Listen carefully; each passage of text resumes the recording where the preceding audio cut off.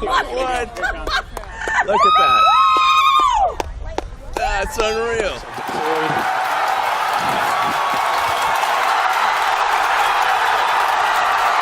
And the Falcons have landed. That's unreal.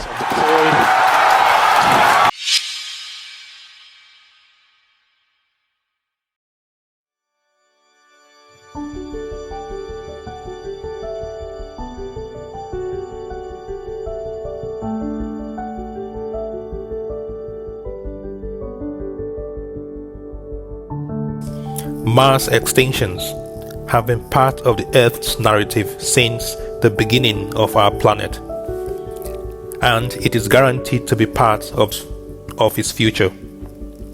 A mass extinction event will happen again. It is only a matter of when, not if, it will happen.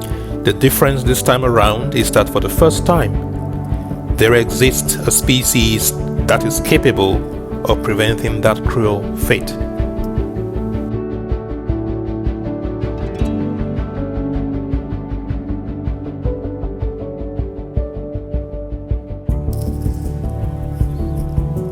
There is no shortage in the ways that life on Earth could come to an end. About 252 million years ago, extreme climate change and supermassive volcanic eruptions brought about the Permian extinction. It is the most severe mass extinction we have on record. It was called the Great Dying because 96% of marine life and 70% of terrestrial life was wiped out. About 66 million years ago, an asteroid the size of Mount Everest hit the Earth and wiped out the dominant species at the time, the dinosaurs.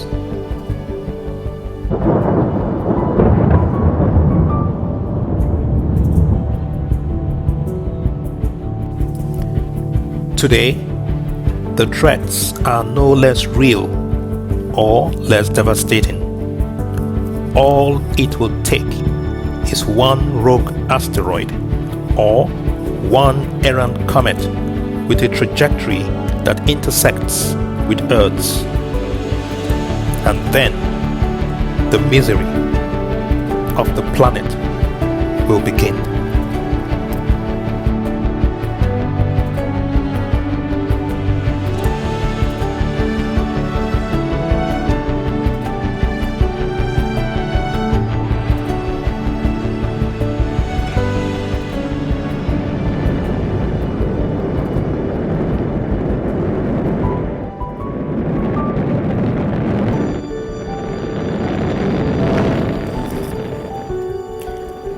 That day will come when humanity will be faced with an extinction level event.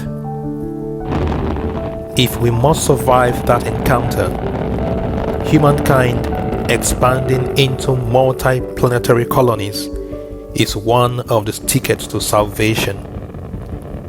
But the time to begin preparing for it is now, and not when destruction is already at the door.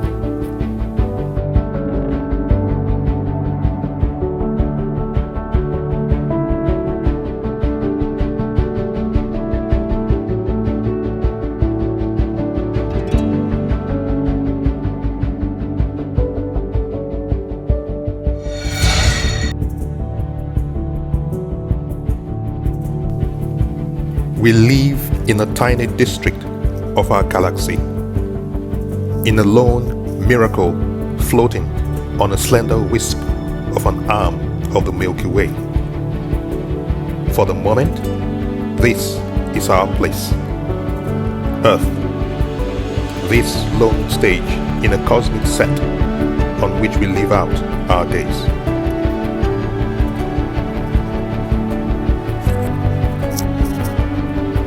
We are tenants here on this planet, mere stewards of all that lies under our survey. If our survival is to be assured, our stewardship must extend beyond the boundaries we have marked out for ourselves. We, like infants, have only just begun to take our first steps. Tomorrow is not promised us. Our existence on Earth is a fragile one, living constantly under the specter of wars and sudden destruction, whether man-made or cosmic. At some point in the future, the inhabitants of Earth will have to leave this planet to seek out more habitable worlds, or terraform a new Earth in the habitable zone of another sun, or move this old Earth from its current orbit to a safer zone. Any of these options will require feats of mind-bending science and engineering. Therefore, we must begin now if we haven't already. If humankind does not destroy itself from senseless wars or become completely mind-numbed from a steady diet of reality TV shows, ultimately, the future of humanity is in space. We must redouble, even re-triple our investments and our efforts in space exploration.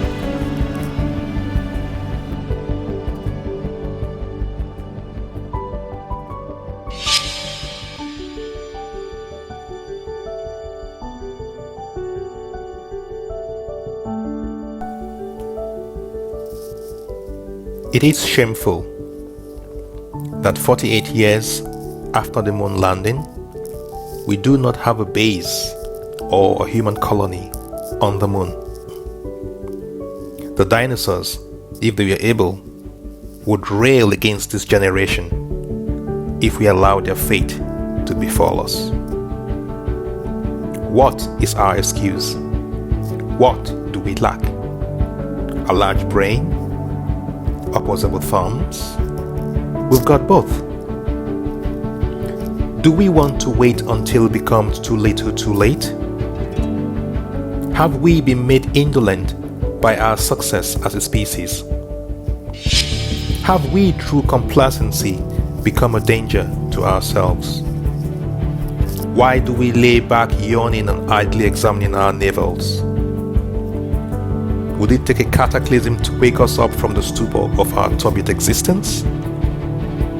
Do we want to learn the same bitter lesson from the same formidable taskmaster of 66 million years ago?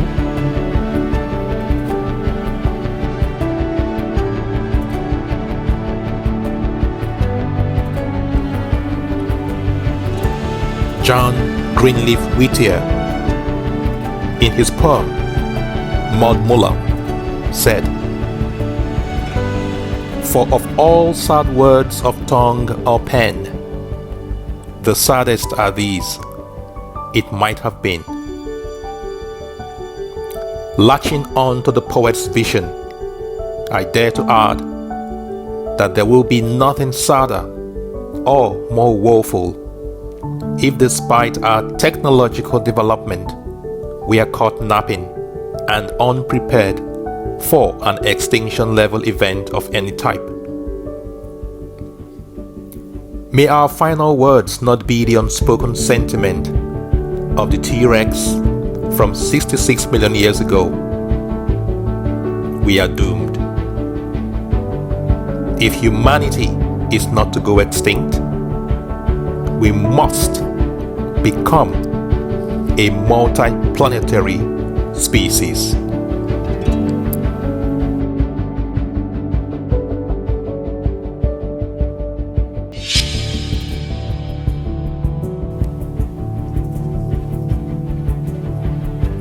There are some who say the time is not now, that we must first find solutions to all the social issues and inequalities that plague the world before we turn our attention to space.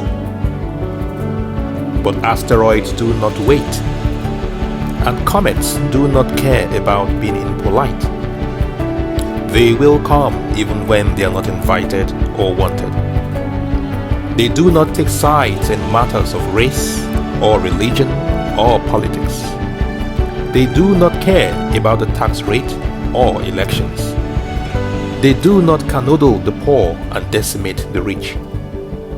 These celestial death merchants are equal opportunity rascals. We answer to them. They do not answer to us.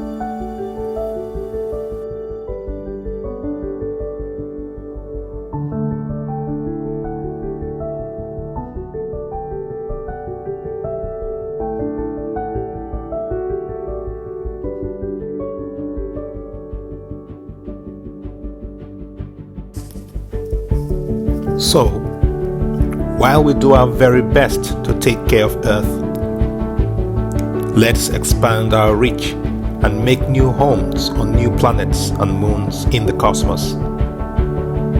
Let's reach for the stars and see them reach back to us. Indeed, we are progenies of light, scions from a stellar nursery, and offsprings of the cosmos. Is it any wonder then why humans are filled with a sense of awe and nostalgia as we gaze upwards to admire a starlit night? We are children of the stars, and there is a fervent longing to go back home. Let us go back to where it all began. Humanity's future is in space.